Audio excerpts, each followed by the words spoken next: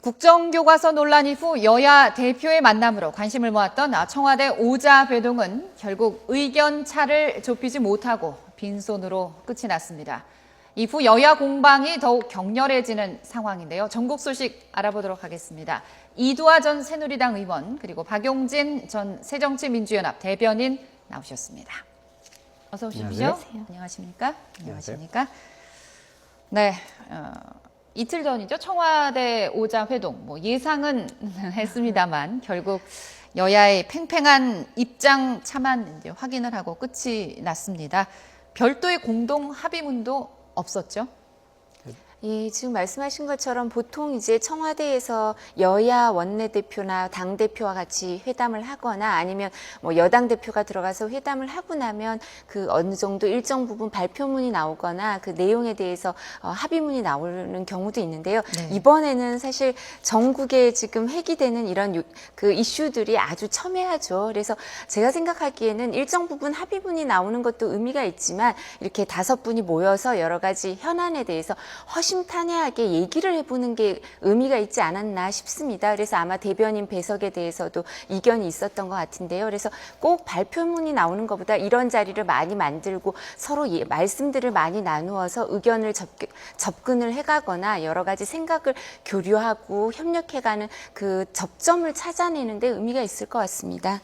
어떻게 보시나요? 너무 좋게 보셨습니다. 네, 제가 볼 때는 허심탄회한 얘기가 필요하시면 이렇게 국민들 앞에서 공개적으로 만나실 게 아니라 비공개로 보세요. 그렇게 해서 과거 같으면 안가나 이런 데로 이렇게 야당 대표를 불러서 네. 솔직한 이야기를 서로 주고 내가 어느 선까지 하면 되겠어. 서로 물어보고 이렇게들 진행했거든요. 네. 그런데 지금 이게 아니라 국민들 앞에서 우리 공식적으로 만나요. 다 소문 내고 그리고 만났는데 빈손 회동으로 서로 날만 세웠다더라. 이게 책임 있는 대통령, 책임 있는 여야 대표들의 회동으로 볼 수는 없잖아요. 이두화 의원께서도 대변인을 해보셔서 대충 그 업계의 상황은 대략 아시는데 대변인 뱃속 없이 청와대 회동이 있었던 적이 있나요? 없어요. 그리고 어떻게든 끝나고 나면 대변인들이 서로 이 정도는 국가를 위해서 좀 발표하지 말고 이 정도 선에 서로 합의해서 발표합시다. 다만 백브리핑은 서로 따로따로 진행하더라도 공식적인 브리핑은 같이 합시다. 이렇게 해야 국민들한테 조금 안정된 걸 보여주는 거거든요. 근데 청와대가 좀 이상했어요. 야당하고 소통한다고 저 자리는 마련하셨는데 대변인 배석 못한다고 그러고 모두 발언도 공개할 수 없다. 저는 그런 경우 처음 봤습니다. 네. 근데 그럼 이번 오자회동 주요 발언 일단은 그래픽으로 좀 한번 살펴보도록 하겠습니다. 그래픽 준비해 주시죠. 예. 문 대표는 이런 말을 했어요. 국민은 국정교과서를 친일 독재 미화 교과서라고 생각을 한다. 그랬더니 김 대표는 내가 지금까지 참았는데 그만해라. 좀 원성이 높아졌죠. 친일 독재 미화가 우려되면 집필에 참여해라. 그랬더니 이제 박 대통령이 검정교과서 집필진 80%가 편향된 역사관을 가진 특정 인맥으로 꾸려져 있다. 이런 얘기를 했습니다. 각 당 대표 모처럼 만난 자리에서 어떻게 보면 이렇게 강경 발언을 쏟아내는 이유가 따로 있을까요? 일각에서는 좀 복잡한 당내 관계가 배경이라는 그런 얘기도 나오는데. 아니 제가 먼저 말씀 좀 드리면 청와대에서 대통령한테 그런 것도 보고해요. 역사계의 관계가 어떻게 되고 이런 관계망, 사회 관계망 표시해가지고 갖다 주고 그러나요? 그러니까 저는 대통령 머릿속에 왜 저런 생각이 들어가 있는지 잘 모르겠어요. 대통령이 사학과 전문도 아니시잖아요, 전공도. 근데 어떻게 저런 생각을 하시는지 모르겠는데 저렇게 생각하시니까 그래 그러면 제대로 된 교과서를 만들어야지 하는 거죠. 그러니까 국민의 일반적이고 합리적인 사고는 그렇게 생각하지 않는데 대통령과 여당의 일부 몇몇 인사가 이렇게 얘기해서 교과서를 북한하고 똑같이 국가가 찍어내고 애들이 획일적으로 배우는 이런 나라로 과거로 끌고 가려고 한다는 것 자체가 좀 무섭고요. 김무성 대표, 지난번에는 내가 오늘까지만 참겠다고 하시더니 오늘까지 참겠다고 하는 대상이 야당이었는 줄은 아무도 몰랐습니다. 야당한테 오히려 이렇게 큰 소리 치시고 대통령과 딱딱딱 보조를 맞추시지만 글쎄요, 그동안 한 걸로 봐서는 박근혜 대통령이 김무성 대표의 저런 어떤 스탠스, 자세에 대해서 고마워했을까 잘은 모르겠어요. 김무성 대표도 역사와 관련해서는 보수적인 태도를 취한 걸 알고는 있었습니다만 그렇다고 그렇다고 교과서 전체를 획일화시키겠다고 하는 사고에 대통령 인식과 발을 맞추는 게 좋아 보이진 않습니다. 원래 이거는 여당의 역할도 아니고 청와대 역할도 아니에요. 교육부가 차관 결재로 알아서 하는 아주 낮은 행정 단계의 수준의 이야기거든요. 이거를 근데 국정 제1과제처럼 이렇게 밀고 나가시는 태도 국민들도 이해 못하고 야당도 잘 이해 못하겠습니다. 네. 근데 저는 지금 박용진 전 대변인께서 말씀하신 데 대해서 조금 생각이 다른데요. 왜 대통령께서 이런 부분에 관심을 가지느냐 이런 말씀을 하셨는데 사실 야당 대표가 그 광화문에서 1인 시위를 하지 않았습니까? 국정교과서 관련해서 그런 시위까지 하는데 대통령께서 어떻게 관심을 안 기울이겠습니까? 야당 대표가 지금 회담을 하러 왔는데 1인 시위도 그 전에 하셨고 그렇기 때문에 이 부분에 대해서는 일정 부분 논의가 있을 수밖에 없고요. 그리고 사실 저도 이렇게 보수 우파가 시민단체 활동이라는 걸 거의 안 했었는데요. 아마 노무현 대통령 시절에 이제 보수 우파의 시민단체 활동이 활발해졌었는데 그 당시에 한 부류 중에 그 한 이슈가 뭐였냐 하면 그 교과서 문제였습니다. 그래서 교과서 문제에 대해서는 일정 부분 그 새누리당의 지지층에서는 계속 문제 인식을 갖고 있었던 거고요. 그리고 대통령께서도 이 부분에 대해서 지금 갑자기 얘기를 하시거나 이랬던 게 아니라 2013년에 뭐 수석 비서관 회의 이런 때도 교과서 문제가 언급된 게 아마 기록에 보면 나와 있을 거고요. 이런 거에 대해서는 새누리당 내부 그리고 새누리당을 지지하는 그 세력과 그다음에 지지층에서는 이 부분에 대해서 계속 문제 인식을 갖고 있었습니다. 그래서 여기에 대해서 교과서에 대해서 긍정적이고 통합적이고 그리고 사실관계에 충실한 교과서가 좀 필요하다. 지금의 교과서는 사실관계 인식에 있어서 우리랑 생각이 좀 다르니까 이 부분은 논의를 좀 해보고 국민들에게 이 부분을 알리고 여론의 지지를 얻어야 된다 이런 숙제가 있었던 것이고요. 그래서 국정 과제 중에 하나라고 생각을 했던 겁니다. 그래서 사실 지금은 보면 그 여론에 있어서 일정 부분 오히려 여당이 불리한 거, 이 국정 교과서와 관련해서 일정 부분 그 지지층 중에 중도는 여기에 대해서 부정적인 생각을 조금 더 갖고 있는 것처럼 보이거든요. 근데 그렇기 때문에 이거는 일부에서 생각하는 것처럼 선거를 생각한 게 아니라요. 정치꾼은 다음 선거를 생각하고 정치가는 다음 세대를 생각한다고 하는데요. 이런 부분에 대한 소명 의식이 있는 거고요. 여기에 대해서 그렇지만 저는 방법론적으로 박 대변인께서 여기 얘기하셨던 것처럼 행정 예고, 교육부 차원에서 이렇게 하는 거 말고 국민들을 상대로 설득하고 홍보를 하고 국민들의 지지를 얻을 필요는 있다고 생각합니다. 네. 어제 국회 운영위 국감에서도 이 오자회동 연장선상이라고 할 만큼 아주 치열한 공방이 벌어졌습니다. 아직 행정 예고 기간인데도 국정교과서 예산으로 44억이 예비비가 편성돼서 논란이 있었는데요. 저는 이런 경우 처음 봤어요. 그러니까 지금 계속 처음 보는 일이 막 연속으로 계속되고 있는데요. 게다가 이제 일단 이 상황에 대해서 뭐 사실에 근거한 역사책을 만들자고 얘기를 하시는데 그 역사책을 만들자고 하는 여당 대표는 우리 아이들이 김일성의 주체사상을 배우고 있다고는 선동을 거짓말을 하셨고요. 그리고 교육부는 나서서 우리 아이들의 교과서에 유관순 열사가 없다고 하는 황당한 거짓말을 또 동영상으로 만들어서 국민 세금으로 광고를 내고 있어요. 이러면 안 되는 거 아니에요? 그러니까 올바르고 좋은 교과서, 사실에 근거한 역사 교과서를 만들자고 하면서 왜 이런 거짓말들을 하면서 무리를 하는 거죠? 참 이해가 안 돼요. 유관순 열사가 교과서에 없다고 있어요. 그러니까 오히려 유신 때 만들었던 유신의 국정교과서에 없었고요. 지금 교과서로 치면 우리 초등학교 아이들 다 배우고 있고요. 그 다음에 9종의 중학교 검정교과서 다 있고요. 고등학교에는 2014년에는 2종에서 빠져 있었는데 그 2종을 검정 과정에서 지시를 해서 올해는 다 들어가 있잖아요. 그러니까 이 얘기는 그 2종 교과서 집필진들의 얘기는 뭐냐면 왜 뺐냐고 물어보니까 아니 1학년 때 초등학교 때 배우는 더하기 빼기를 무슨 고등학교 때 또 하냐 미적분 배워야 될 애들한테 그런데 넣으라고 그러니까 넣었다는 거예요 그냥. 그러니까 왜 이런 거짓말을 일삼으면서 국민들 앞에서 선동을 하나. 전 여당이 안정되게 국가를 끌어나가기를 기대하고요. 선동 뭐 이런 거는 좀 웬만하면 힘없는 야당이 할 수 있도록 두셨으면 좋겠고 그리고 지금 말씀하신 것처럼 아직 그 고시가 완료되는 기간이 11월 2일 아닌가요? 그런데 이걸 어쨌든 우리나라에서 우리나라가 이제 법치를 기본으로 하면서도 국민의 세금을 쓰는 것과 관련해서는 국회에서 다 승인을 받고 가는 거잖아요. 그런데 그걸 꼼수로 이거 야당이 못하게 갈 것 같으니까 이렇게 우회해가지고 44억이라고 하는 돈을 따로 이렇게 넣어놨다. 누가 봐도 이렇게 하면 안 되는 거죠. 그러니까 여론이 자꾸 나빠요. 저는 국민들도 국정화 세대가 많기 때문에 국정교과서를 배우는 세대가 많기 때문에 그게 나쁜 건가? 라고 생각하는 분들이 적지 않을 거예요. 그러나 대통령과 여당 그리고 그 정부에서 이렇게 거짓말과 선동으로 일을 이렇게 끌어나가고 편법과 세상에 처음 보는 일들을 자꾸 만들면서 이렇게 하니까 여론이 나빠진다고 저는 보거든요. 예, 근데 지금 말씀하신 예비비 관련해서는 이제 그 국가재정회계법이나 관련 법령에 근거해서 하는 거고요. 그리고 지금 말씀하신 것처럼 예고 기간이 얼마 남지 않았지만 예산안 심사를 교과위에서 하고 있고요. 교과위에서 하고 있으니까 이 부분과 관련해서 이제 교과위에서 논의도 있었죠. 근데 사실 이제 예비비로 활용하는 건 교과위에서는 이 부분을 인정할 수 없다고 야당 의원들이 입장을 확실히 밝히고 있으니까 기재부에서 할 수 있는 예산 편성 예비비로 하고 있는데요. 이건 처음에 이제 예산을 저희가 편성할 때 예상할 수 없었던 사유. 근데 그 사유가 아주 지금은 폭넓게 그 법률에는 규정이 돼 있죠. 그렇기 때문에 이 사안은 예비비로 편성할 수 있는 사안이고요.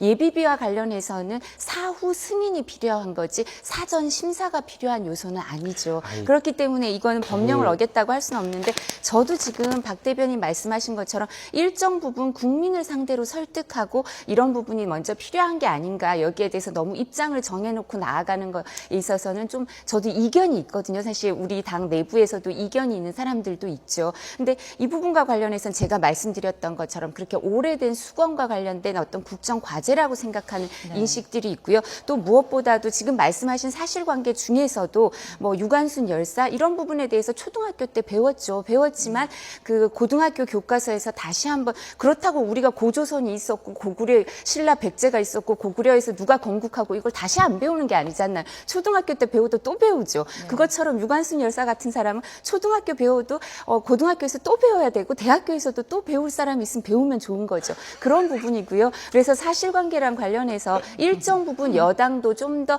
충실히 공부를 해서 사안을 알려야 될 부분도 있지만 지금 말씀하신 부분은 좀 이견이 있거나 편집점에 있어서 차이가 있는 부분도 있으니까 예, 그렇게 일반론적으로 말씀하시는 건 좀 오해를 불러일으킬 수 있죠. 공부를 계속하자고 하는 주장은 참 독특하시지만 아니 받아들이도록 왜 하고요. 여기까지만 여성 하고 독립투사에 그다음 대해서는 얘기를 공부를 더 해야 될 것 같은데. 44억의 돈이 어떻게 쓰일 거라는 얘기를 들어보셨어요? 야당은 듣지 못했습니다. 국민들도 듣지 못했습니다. 아니 44억이 국민 혈세가 정부 마음대로 쓰라고 준 돈이에요? 어떻게 그렇게 할 수가 있죠? 그러니까 저는 왜 여당이 이렇게 꼼수를 펴고 정부가 꼼수를 피는지는 알아요. 그러니까 야당 몫으로 교문위원회 위원장이 있기 때문에 그렇게 될 거라고 그런 거로 생각하거든요.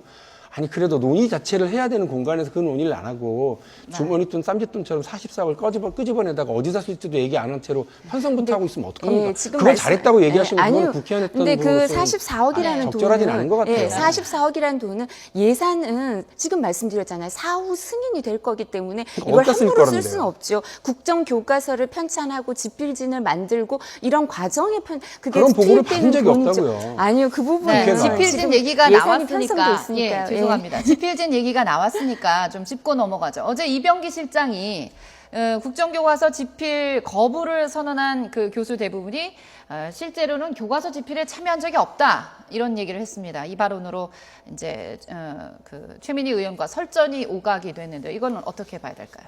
그러니까 이병기 실장은 뭐 교과서 만드는데 별 영향이 없는 분들인 것처럼 얘기하고 싶었는지 모르지만요. 네.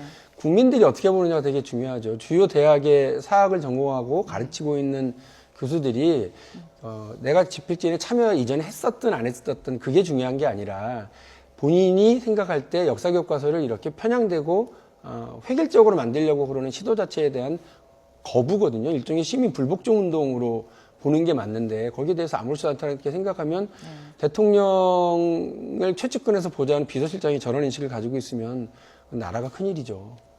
근데 저는 그 부분에 대해서 지금 말씀하신 것처럼 많은 교수 그 집필 거부에 대해서 의사를 밝힌 분들의 숫자나 어떤 면면이 있는 거를 국민들이 많이 알고 계시죠. 그런 부분도 알 권리를 충족하니까 중요하지만 이병기 실장이나 또 다른 입장에서는 그 중에 실제로 집필의 경험이 있는 사람은 어느 정도고 집필의 경험이 없는 사람은 어느 정도인지 이 부분도 알릴 필요는 있죠. 거기에 대해서는 국민들도 알 필요가 있고요.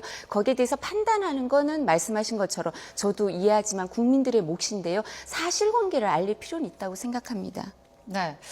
오자회동 이후 전국이 이렇게 급냉하는 그런 분위기인데 이러면 제일 중요한 거 예산 심사나 법안 처리 어떻게 무리 없이 좀 진행이 될 수 있을까요? 걱정이 많네요. 예, 근데 저는 사실 문재인 대표가 강화문에 오셔가지고 1인 시위하시고 할 때는 사실 이게 장외 투쟁으로 번지지 않나 걱정한 면이 있었는데요.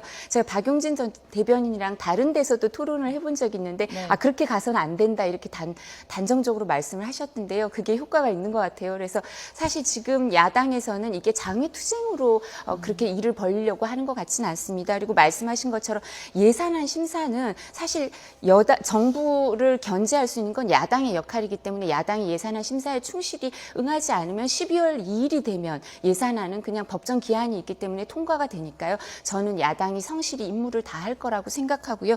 근데 이제 법안 통과나 이런 부분에 있어서는 야당이 어떤 태도를 취할지 이종걸 원내대표가 그 의원 총회에서 3+3 회담에 대해서 좀 부정적인 거부 가능성을 보였다고 합니다. 그렇지만 이 국정교과서와 관련 없는 그리고 통합교과서와 관련 없는 법안에 대해서는 야당도 수권정당으로서 내년 총선을 보고 일정 부분 협조적인 태도를 취하지 않을까, 선별적인 태도를 취하지 연계해서 일률적인 태도를 취하는 건 바람직하지 않다고 생각합니다. 오자회동 끝나고 나서 분위기 상막했잖아요. 네. 어디 섬에 갔다 온 것 같다고 하는데 여기가 회자됐었는데 그럼에도 불구하고 안타깝게 야당이 할 수 있는 일이 별로 없어요. 그러니까 아까 말씀하신 것처럼 국회 선진화법, 여당과 청와대는 맨날 울상 짓고 있지만 실제로 야당으로서 최고 그 발목을 잡을 수 있는 그야말로 발목 한번 잡아볼까 하고 할 수 있는 게 뭐였느냐면 예산인데 네. 자동 상정되게 국회 선진화법 때 같이 바뀌었거든요. 그래서 그랬죠. 야당으로서는 중요한 그 골목 하나를 지킬 수 있는 걸 이제 권한을 잃었고요. 그리고 그 국정화 교과서가 아까 제가 말씀드린 것처럼 차관 결재로 시행할 수 있는 행정 조치이기 때문에 법을 바꾸는 것도 아니에요. 그래서 국회에서 법을 가지고 살 수 있는 것도 아니고 이미 예산도 꼼수로 다 편성해 놓고 그러니까 사실 야당이 입으로 반대하는 거 말고는 할 수 있는 일이 없습니다. 그런데 여론이 반대 여론이 거의 이제 6대4로 이렇게 변화되어 있잖아요. 수도권에서는 더 높습니다. 네. 이렇게 되니까 혹시나 밖으로 나가서 장애투쟁을 하는 거 아니냐라고 하는 생각들이 있을 수 있으나 새정치민주연합이 봐야 될 건 뭐냐면 국정화에 대한 여론은 반대가 훨씬 높지만 야당에 대한 지지는 꿈쩍도 하지 않고 여당과 대통령에 대한 지지 역시 꿈쩍도 하고 있지 않다. 이거는 뭐냐면 아픈 자기 고백인데요. 예, 그럼요. 그러니까 야당이 국민들에 대한 다음 정권을 가져갈 만한 체력, 그럴 만한 신뢰 못 받고 있다고 하는 걸 정확하게 보여주고 있는 거거든요. 네. 그러니까 여당과 청와대가 헛발질을 하더라도 그게 나에게 그 포인트로 오는 것이 아니라는 걸 정확히 네. 안다면 지금 상황에서는 상당히 로우키로 저강도로 이렇게 투쟁을 해가는 것이 맞다고 보고요. 다행히 합리적인 국민 여론이 국정화에 대한 이런 반대 여론을 가기 때문에 이거를 다음 총선에서 우리가 이기면 법제화해서 다시 돌려놓겠습니다. 교과서가 세상에 나오기 전에 중단시키도록 하겠다라고 하는 그 공약을 내걸고 네. 국민들에게 신뢰를 얻기 위한 노력을 하는 것이 맞죠. 그래서 다른 법안들에 대한 심사도 차분하게 하고요. 예산에 대한 논의도 차분하게 해서 국민들이 볼 때는 안정된 야당 이런 모습 보이도록 노력을 할 것 같습니다. 네. 하나 더 좀 얘기를 하고 싶은 것이 한국형 전투기 사업 부실 논란입니다. 미국 기술 이전 거부로 이제 부실 논란이 계속 커지고 있는데 그 김관진 국가안보실장에 대한 파상 공세가 이어졌습니다. 김 실장에 대한 그 책임론 어떻게 보시나요? 어제 나와서 나도 잘 몰랐다 이런 투로 얘기하는 거 보고 좀 깜짝 놀랐어요. 김관진 실장이 국방부 장관일 때 이 사업을 주관했고요. 안보실장으로 오고 나서도 김관 실장이 더 잘 알기 때문에 여러 가지 더 그 강한 의견을 행사했었다는 건 다 알고 있습니다. 네. 그런데 지금 상황에서 이 어마어마한 18조라고 하는 어마어마한 국민 예산을 쏟아부으면서 정작 그 비행기를 들여와야 되는 핵심 기술, 천 개의 눈을 가졌다고 하는 그 레이더 기술은 못 가지고 와버리면 우리는 그야말로 이제 죄송한 표현입니다만 깡통만 들고 오는 상황일 수도 있거든요. 네. 그런데 이것과 관련해서 처음부터 미국 쪽에서는 우리 못 준다라고 얘기했다는 거예요. 서로 의견이 오고 갔던 게 아니라 단호하게 얘기했는데 그런데도 불구하고 기종 선택에 있어서 미국 쪽으로 일방적으로 기울었었다고 한다면 네. 그리고 게다가 이것을 대통령한테 보고도 하지 않고 이번에 그 정상회담 때 또 슬쩍 끼워넣기 해가지고 팔려다가 대충 얼버무려 넘어가려다가 국가망신까지 외교 성과 전체가 또 그 망가지는 그런 것까지 왔으면 네. 대통령께서는 이 부분에 대해서 정확하게 하셔야 된다. 게다가 요즘 네. 국방부 일본 국방상 만나가지고 대한민국의 영토 범위는 휴전선 이남이니까 거기까지만 우리가 한반도에 진주할 때 허락받고 북한에 가서 우리가 작전 활동할 때는 자위대가 한반도에 갈 때는 허락받지 않겠다라고 하는 이 말도 안 되는 소리를 듣고도 항의 한마디 하지 않고 우리 그럼 바깥에 알리지 맙시다. 이런 얘기는 하고 있었다고 하는 대한민국 국방부 장관에 대해서도 반드시 저는 경질해야 된다. 안 그러면 일본 사람들과 일본 정부가 대한민국 정부가 은근히 이런 걸 받아들였네. 그렇게 알 거고 미국도 그렇게 알 겁니다. 그러면 한미일 공조 체제가 완전히 웃기게 갈 수도 있고요. 우리 국민들의 의사와 반하게 이렇게 자위대가 한반도에 진출을 하거나 북한의 급변 사태 개입하는 일이 벌어질 수 있으니까 반드시 이 부분에 대해서 대통령이 경질하셔야 된다고. 근데 박 대변인하고 저도 일정 부분은 생각을 같이 하지만 또 이견도 있는데요. 사실 방위 사업에 대해서는 국가 안보 문제가 있기 때문에 규모라든가 어떤 전문성에 비해서 우리가 뭐 국회에서나 아니면 다른 견제 기구가 그 견제 기관이 발동하기가 좀 어려웠던 게 사실입니다. 그래서 국가 안보 차원에서 항상 이 부분은 좀 깜깜이로 돼 있었던 게 사실이죠. 그리고 김관진 실장이라는 사람은 이제 호남 출신에다 야전 사령관이었기 때문에 사실은 발탁할 때도 아주 소중한 자산이라고. 왜냐하면 군대에서 국군에서 지금 그 야전 사령관이 계속 승진하고 그 평가받았던 사례가 그렇게 많지 않거든요. 그런 소중한 자산이긴 하지만 이런 부분과 관련해서 문제가 있다면 말씀하신 것처럼 책임질 사람은 책임져야 되는데 사실관계를 좀 명확히 살필 필요가 있다고 생각합니다. 네. 그리고 이런 부분에서 책임질 사람을 책임지고 방위 사업과 관련해서 훨씬 좀 밝은 눈으로 볼 수 있는 건 보수 정권이 유리하죠. 보수 정권에서는 이런 부분을 해도 보수 지지층이 여기에 대해서 불안해할 여지도 없고 하기 때문에 우리 대통령께서 우리 정부가 지금 할 수 있는 일이라고 생각하고요.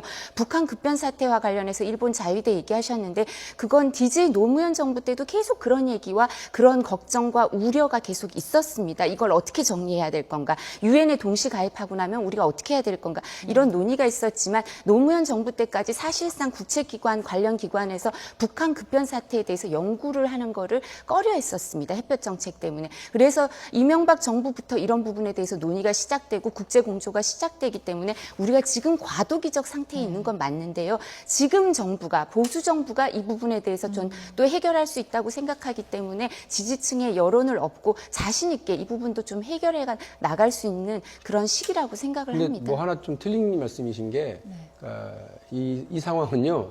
아베 정부가 들어서서 자위대 해외 파병이 가능하도록 이른바 자기들 말하는 보통 국가랍시고 저렇게 한 건 뒤에 맞아요. 벌어지는 근데 일이니까 그 더 전에도요. 문제죠. 그거는 이명박 아니에요. 노무현 정부하고 김대중 예. 정부하고 전혀 다른 상황의 이야기를 하고 아니요. 계시는 거예요. 제가 네. 북한 인권 운동을 하면서 저 유엔 인권위원회에 가서 그건 다른 발표도 결의 하고 있었는데 문제잖아요. 그 당시부터 미국이랑 일본 그 전문가들하고 얘기하면 이 과제가 계속 있었고 그때도 일본은 자위대 파병을 위해 노력하고 있었기 때문에 이건 다 예상 가능한 일이었습니다. 그런데 아무 준비를 안 하셨군요. 그래서 그때 얘기를 못 하고 있었기 때문에 이명박 정부부터 준비를 해오고 있는 건데 그게 과도기니까 시간이 좀 북한의 필요하죠. 자위대가 진주해도 괜찮다는 아니요, 그건 그런 건 전혀 아닐 거 아니죠. 아니에요? 전혀 저는 아니고 그러니까 제 이거 주장은 뭐냐면 이런 때 대통령이 오자회담에서는 그 한반도에 진주할 수 없다. 그래서 한반도라고 그랬거든요. 대한민국 영토가 아니라 대한민국의 헌법상의 영토는 뭐 북한까지 다 포함을 합니다만 여기서 대통령이 여야의 대표에게만 단호하실 게 아니라 그러니까 군대 내에도 단호하게 하셔서 일본 정부에게 명확한 답을 주라 이 뜻을 제가 말씀드린 지금 거니까요. 정부는 옛날 정부 예, 이렇게 아니요. 끌어들여가지고 얘기 그래서 시간이 걸린다는 얘기지 옛날 정부가 잘못했다는 것도 아니고 정책을 변환하는 데는 항공모함처럼 이렇게 방향을 변환하는데 선회하는데 시간이 걸리는 거죠. 그렇기 때문에 과도기적 상태에 있지만 나아갈 바는 생각이 같을 겁니다. 네. 예. 경질이 있을 것으로 믿겠습니다. 마지막으로 경지를 기대하시는 예, 잘 야권의 모르겠어요. 강력한 발언이 있었습니다. 네, 그 청와대 5자 회동 이후 여야 굉장히 급냉하고 또 공방이 더욱 격렬해지고 있는 그런 전국 상황인데요. 지금까지 이두아 전 새누리당 의원 또 박용진 전 새정치민주연합 대변인 모시고 뜨거운 전국 소식 알아봤습니다. 고맙습니다.